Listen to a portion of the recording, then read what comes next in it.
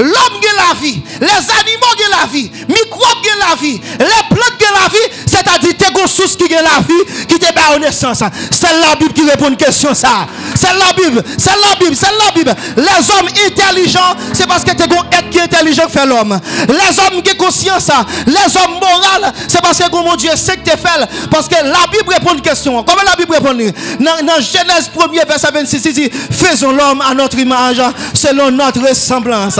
Genèse 1er, verset 1er, il dit, au commencement, Dieu créa les cieux et la terre. Et Jean Paul dit comme ça, regardez tous, et rien de ce qui a été fait n'a été fait sans.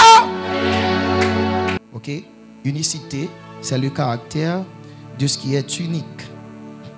Ok, généralement, pour me faire mon yo comprendre bien définition en mot, il y a une chose que je toujours fait, je toujours venir avec des synonymes de mots. Parce que synonyme mot, il permet de comprendre mot puis bien. Donc le mot unicité, il y a un synonyme mot unicité, c'est le mot singularité. Deuxième synonyme mot unicité, c'est le mot individualité. Troisième synonyme mot unicité, c'est le mot typicité. Quatrième synonyme du mot unicité, c'est le mot exemplarité. Amen. Amen. Maintenant, nous dit unicité, c'est le caractère de ce qui est unique. Maintenant, il faut nous définir le mot unique là. Bon, je pense que nous connaissons, mais je vais définir. Unique, il signifie qui est le seul de son espèce, qui n'a pas de semblable. Unique signifie qui est le seul de son espèce, qui n'a pas de semblable. En autre traduit, en bon créole, unique, c'est un bagay dans l'espèce liant, c'est celle qui existe. Amen. Amen. Frère Philippe, bon Dieu béni.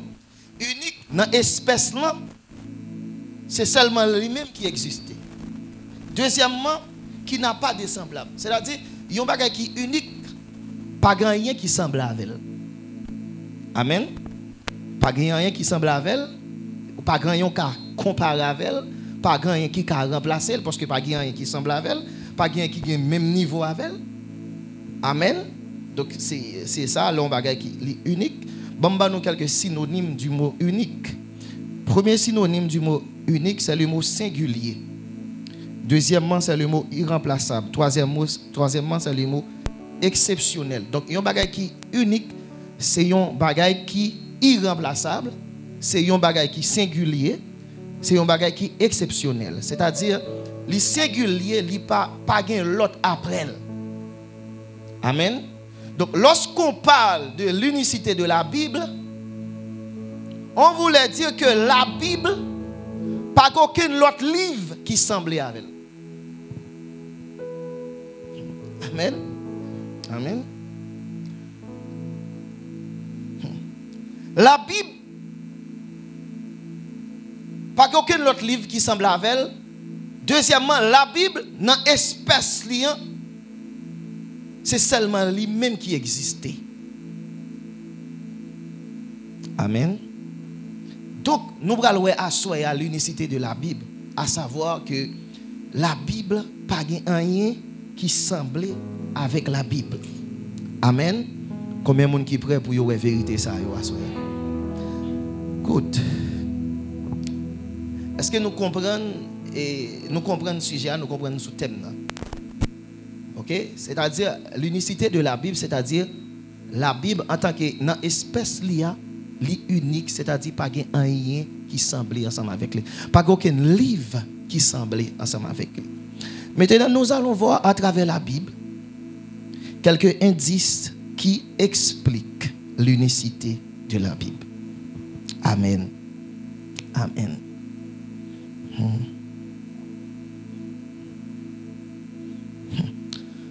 Première preuve de l'unicité de la Bible est unique par rapport à sa capacité à nourrir notre homme intérieur. La Bible est unique par rapport à sa capacité à nourrir notre homme intérieur. La Bible est unique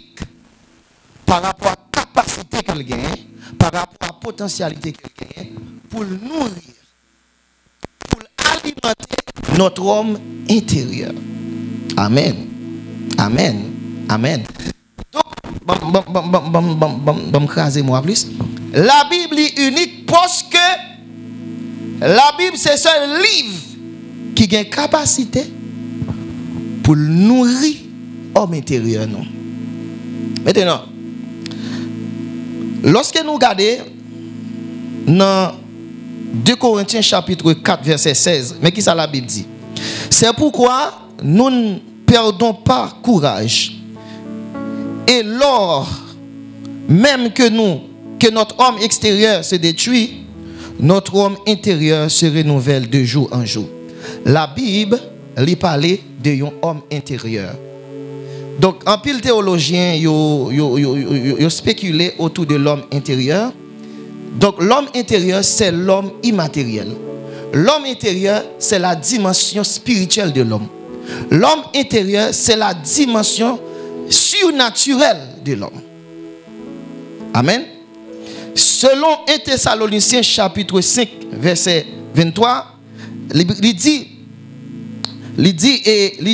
que le Dieu de paix vous sanctifie lui-même tout entier et que tout votre être, l'esprit, l'âme et le corps, tout votre être, c'est-à-dire l'homme, c'est un être qui est composé de 3 parties. Premièrement, l'esprit. Deuxièmement, l'âme. Troisièmement, amen, l'église. Donc, ok, je vais élaborer pour nous. Le corps, il représente la dimension naturelle ou la dimension physique de l'homme. Tandis que l'âme et l'esprit représentent la dimension spirituelle de l'homme. Amen. Suivez-moi bien.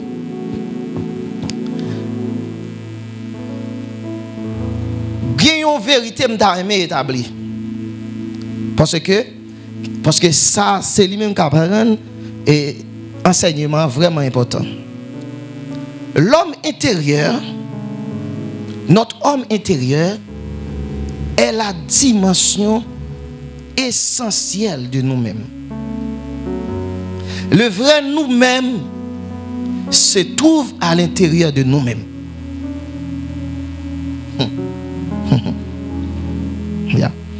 Vrai ou même non, c'est pas ça on regarde là. Ça c'est un parti dans nous-mêmes. Et c'est on pas dire c'est un parti qui est inférieur, mais c'est parti qui a moins d'importance là. Parce que corps c'est une enveloppe.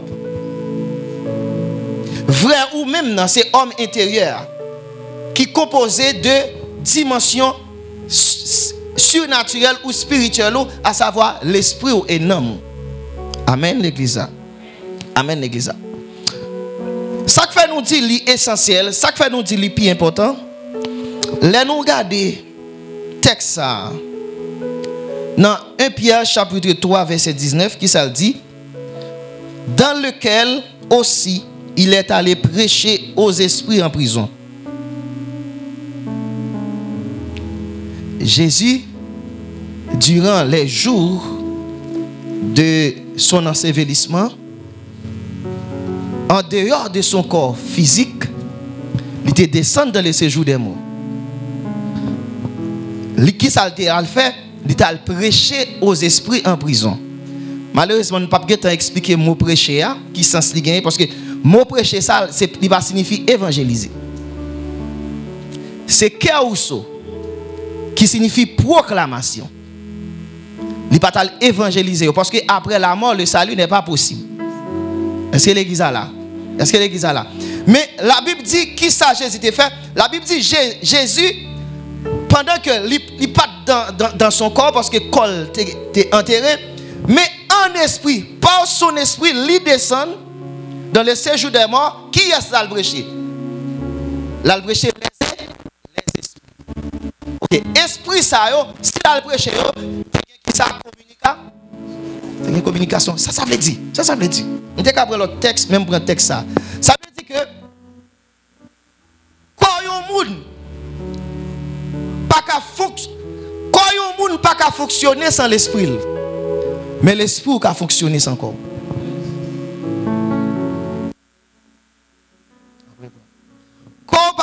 fonctionner sans l'esprit. Mais l'esprit, quelque part, dans l'autre monde, il est capable de fonctionner sans corps. Ça veut dire, l'esprit est plus important que le corps. Vrai ou même non, c'est l'esprit. Et lorsque nous regardons dans 1 Corinthiens chapitre 6, verset 17, la Bible dit, mais celui qui s'attache au Seigneur est avec lui un seul esprit. La Bible n'a pas dit que celui qui s'attache au Seigneur est avec lui un seul corps. Il n'a pas dit est avec lui une seule âme, mais un seul esprit. C'est-à-dire, dimension qui permet de nous connecter, faire un seul avec Dieu, ce n'est pas dans le corps nous lié, ce n'est pas dans le nom nous lié, mais c'est dans l'esprit nous qui est lié. Et ça fait qu'un théologien qui établit une analogie entre le temple et le corps de l'homme. Parce que l'homme, c'est un temple. Il dit que le temple, il a un parvis, il a un lieu saint, il a un lieu très saint. Et bien, il dit que corps l'homme représentait le parvis. L'homme représentait le lieu saint et l'esprit l'homme représentait le lieu très saint. Et dans le temple, qui partie qui est plus important, ce n'est pas de parvis. Ce n'est pas de lieu saint, c'était qui ça? Lieu très saint. Et lieu très saint, analogiquement, il représentait qui ça? L'esprit nous, c'est une dimension qui est plus importante.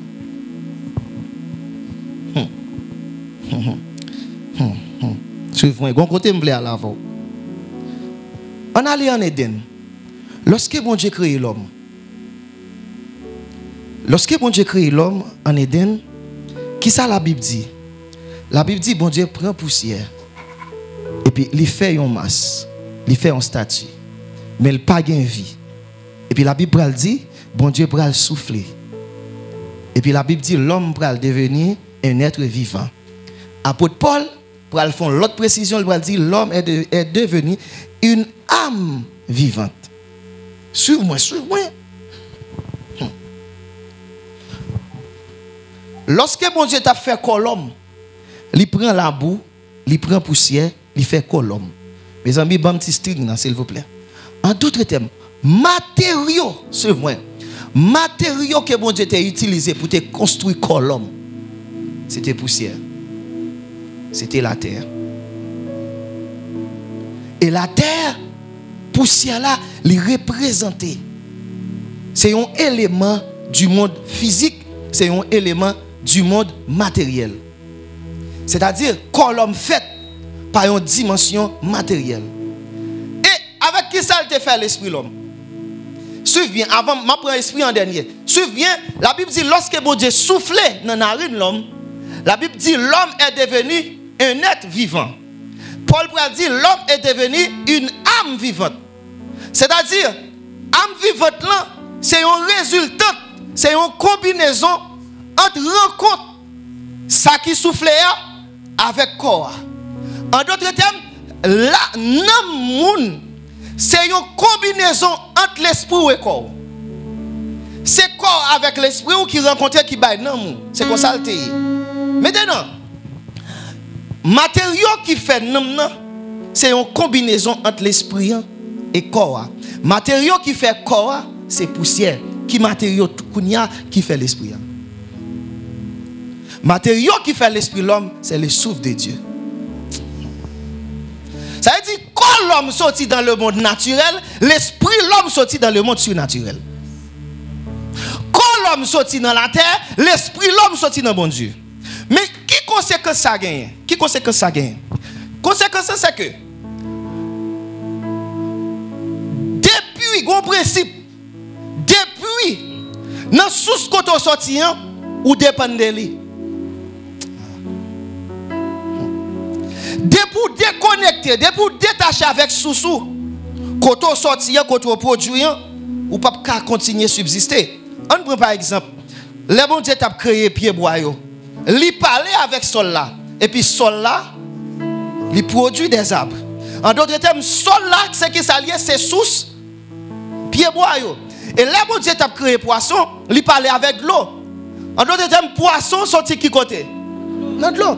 Et là, bon Dieu a créé l'homme. Bon Dieu pas parler avec sol là.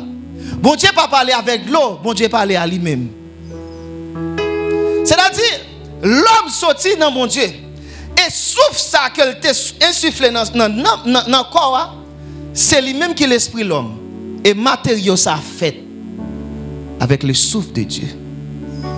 Ça veut dire.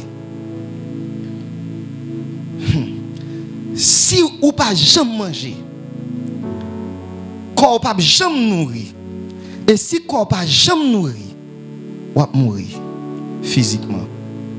Parce que c'est l'élément naturel qui nourrit le corps. Mais puisque l'esprit vivant tout, l'esprit a besoin de nourrir tout. Puisque l'esprit vivant tout, puisque le corps vivant tout, l'esprit a besoin de nourrir. Puisque le corps sorti en bas, corps sorti dans le sol là, et bien le corps dépend des sols là. C'est ça qui sorti dans le sol là qui doit nourrir. C'est ça qui sorti dans le sol là qui doit nourrir le corps. Mais puisque l'esprit est sorti dans mon Dieu, c'est ça qui sorti dans mon Dieu qui doit nourrir l'esprit. Ah, c'est ça fait dans Matthieu chapitre 4 verset 4, il dit comme ça, l'homme ne vivra pas seulement de pain, mais de toute parole qui sort. C'est-à-dire, si ou pas nourrir le corps avec les choses de la terre, la mourir. Si ou pas nourrir l'esprit avec ça qui sortit dans la bouche de Dieu, la mourir. Mais qui ça qui sortit dans la bouche de Dieu? La parole. Et la parole, c'est qui s'allie, c'est la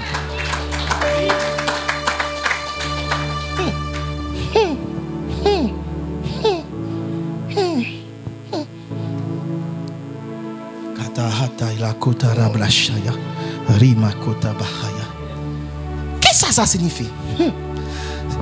Ça signifie plateau qui est un livre, il nourrit intellectuellement, mais il pas qu'à nourrir spirituellement.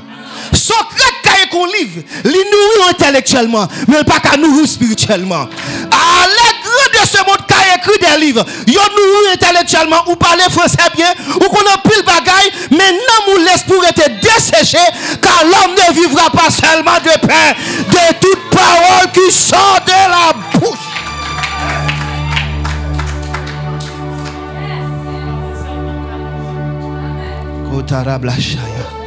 Et ça fait des fois qu'on se sent tout faible, des fois qu'on se sent tout découragé. On n'a que débarquer dans le service là, on n'a que tant de paroles, même quand on recherche, même quand on sent tout de force. Quand on pas de marcher au volet, parce que qu'on force surnaturelle.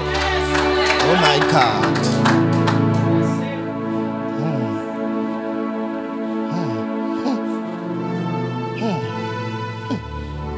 Oh my God, oh my God. Moi-même, j'ai pile livre déjà. J'ai dans pile discours déjà. Mais j'ai la Bible arrivée sur moi. Pourquoi j'aime un livre qui arrive sur moi comme ça?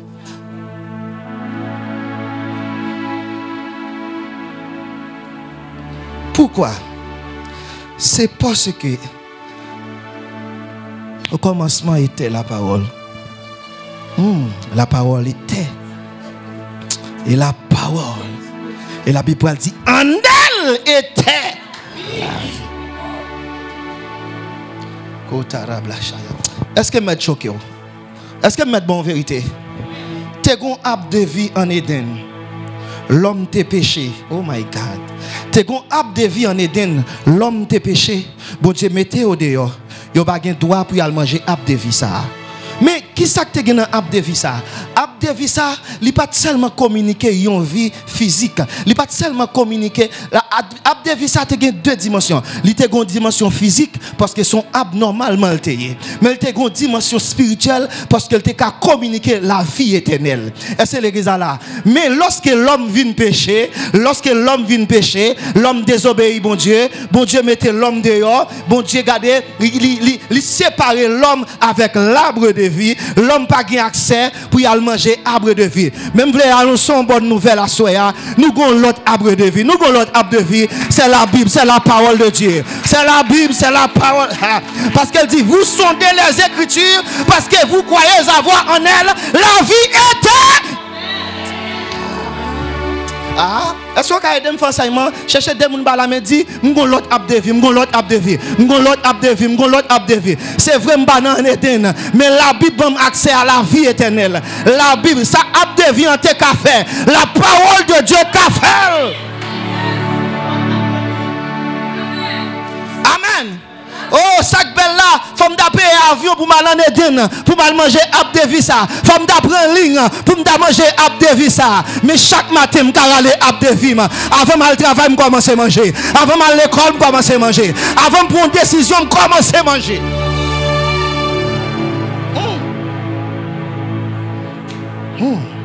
Vous sondez les Écritures parce que vous croyez avoir en elle la vie éternelle. Les paroles que je vous dis sont esprit et vie. Oh my God, oh my God. L'autre livre a une belle français vrai, mais il n'a pas la vie. Aïe, aïe, aïe, aïe, aïe, aïe. L'autre livre a un auteur populaire qui écrit au vrai, mais il n'a pas la vie. Et il n'a pas qu'à changer, mais il n'a pas qu'à transformer. C'est le livre qui traverse comme, qui traverse l'homme et qui traverse l'esprit, c'est la parole.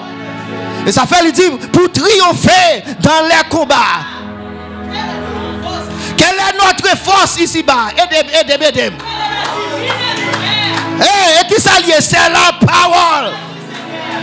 C'est une épée invincible qu'on voit briller dans nos mains. C'est la parole du Dieu.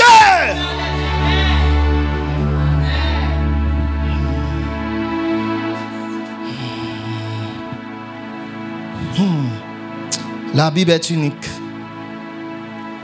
La Bible est unique. Oh, la Bible, c'est ce livre. Regardez, l'eau ouvrir.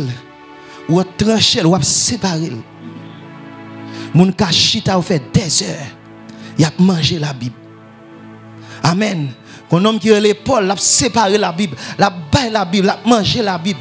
Et puis regardez, parole la passé, parole a tombé, mon a mangé. Et puis un homme qui sont tombé à minuit, l'homme n'a mouru. Après toi, il dit, regardez, ou pas besoin de quitter, ou pas besoin de quitter. Même parole la tendait, même parole ça va le ressusciter.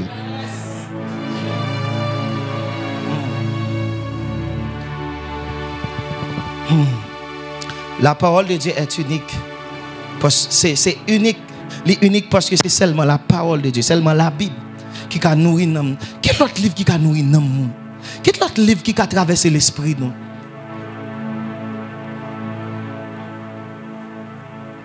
Amen. Deuxième indice de l'unicité de la Bible. La Bible est l'unique source du salut en matière de foi. Yeah. En matière de foi, la Bible est l'unique source du salut. Yeah. Yeah. Yeah. Il y a un pile livre sous la terre, il y a un Coran sous la terre. Il y a un livre Platon écrit. Bibliothèque, il y a un grand pile livre là-dedans. Et il y a un pile monde qui choisit de mettre la foi dans le livre ça.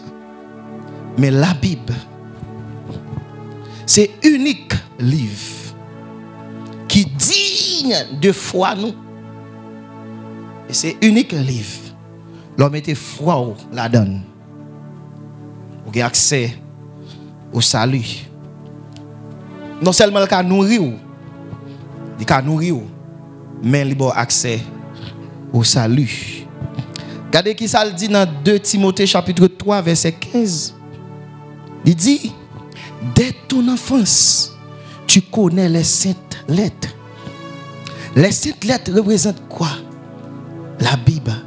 Il dit, Timothée, dès ton enfance, tu connais les saintes lettres. Depuis que tu es tout petit, depuis que tu es tout jeune, où tu connais la parole de Dieu. Et puis il va dire comme ça, qui peuvent te rendre sage à salut par la foi en Jésus-Christ. Après, le texte est terminé par le salut. Avant le salut, nous jouons la foi. Avant la foi, nous jouons sagesse. Et avant sagesse, nous jouons la parole. La parole, bon sagesse. Sagesse, bon la foi. La foi, bon salut.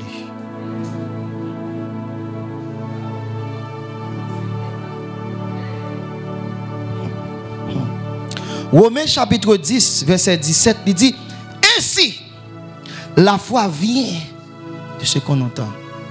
Et ce qu'on entend vient de la parole de Dieu. Et dans Éphésiens chapitre 2, verset 8, il dit, car c'est par la grâce que vous êtes sauvés. Par. Oh my God. La grâce représente la dimension objective du salut, tandis que la foi représente la dimension subjective du salut.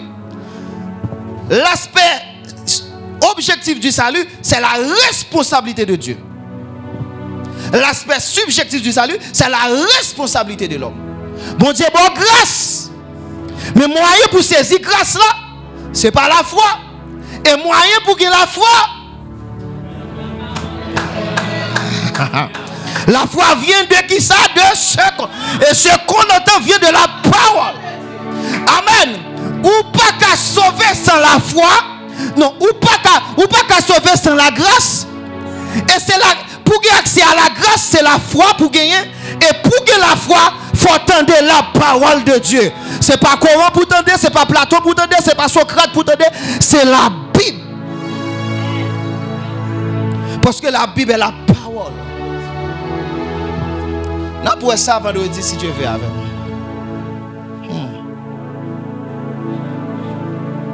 La Bible, c'est la Bible qui dit nous qui est le chemin. C'est la Bible qui nous dit qui est la vérité. Et c'est la Bible qui nous dit qui est la vie. C'est la Bible qui répond. Il y a des questions philosophes à poser. Seulement la Bible qui répond. Question pour qui ça nous sous la terre? C'est la Bible qui répond. Nous sous la terre pour nous servir bon Dieu. Nous sous la terre pour la gloire de Dieu. Ah, nous sous la terre pour la gloire de Dieu. Nous sous la terre. Pour qui ça nous sous la terre? Pour la gloire de Dieu. Et qui côté nous sorti? C'est la Bible qui répond à une question ça. Évolutionniste, yo parlé de l'éternité de la matière. Yo parlé de l'éternité de la matière. Évolutionniste, yo fait connaître que la matière est éternelle. Pour qui ça? C'est parce que toute origine, tout ça qui existait, yo remonté à la matière qui est éternelle. Et laissez-moi vous dire que la matière, attendez. La matière n'est pas vivante. La matière n'est pas vivante. Mais écoutez, un non-vivant ne peut pas engendrer un vivant. Aïe, aïe, aïe. Aïe, aïe, aïe. Aïe, aïe, aïe. Yon être vivant, qu'a font bagay qui pas vivant. Yon être vivant, qu'a font bagay qui vivant. Comme ça, tout le qu'a font bagay qui pas vivant. Mais yon être qui pas vivant. C'est-à-dire, l'homme a la vie, les animaux ont la vie, les microbes ont la vie, les plantes ont la vie, c'est-à-dire que tu source qui a la vie, qui te bat en naissance. C'est la Bible qui répond à une question ça. C'est la Bible. Les hommes intelligents, c'est parce que tu as être qui est intelligent fait l'homme. Les hommes qui ont conscience, les hommes moraux, c'est parce que mon Dieu sait que tu fais. Parce que la Bible répond à une question. Comment la Bible répond? Dans Genèse 1er, verset 26, il dit, faisons l'homme à notre image, selon notre ressemblance. Genèse 1er, verset 1er, il dit, au commencement, Dieu créa les cieux et la terre. Et Jean Paul dit comme ça, regardez tous, et rien de ce qui a été fait n'a été fait sans.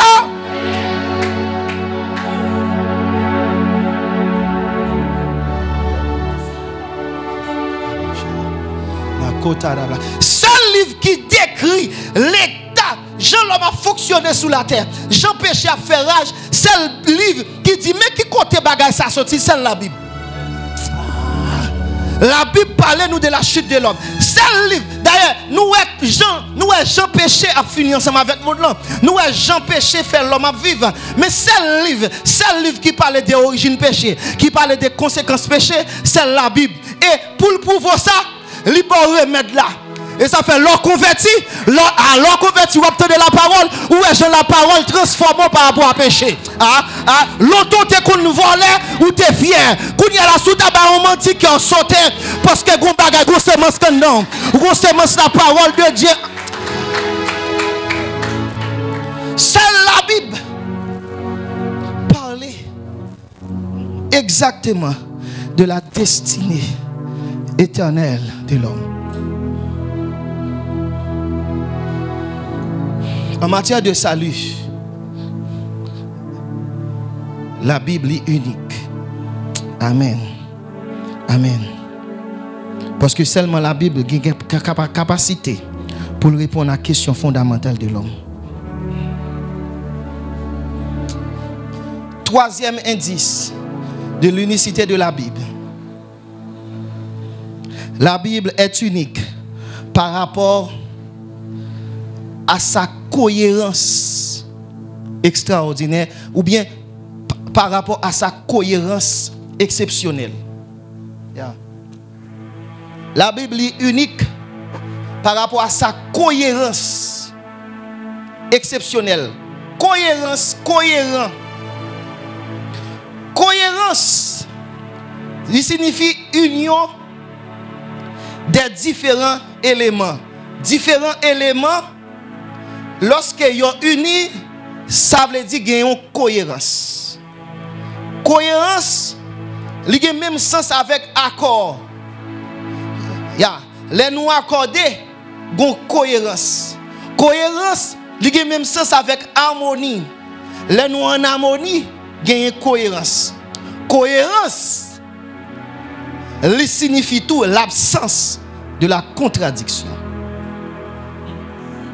En d'autres termes, seulement la Bible a un niveau unité exceptionnelle que aucun autre livre n'a gagné, malgré toutes les complexités. Bon, m'expliquez la complexité. Nous connaissons déjà que la Bible est composée de 66 livres, n'est-ce pas? Ok, nous parlons de deux parties. Nous parlons de l'Ancien Testament, nous parlons de Nouveau Testament. Donc, en pile fois, généralement, ils ont toujours dit nous, Ancien Testament, il commence dans Genèse, il finit dans Malachie, Nouveau Testament commence dans Matthieu, il finit dans Apocalypse. En réalité, c'est ça, mais en réalité.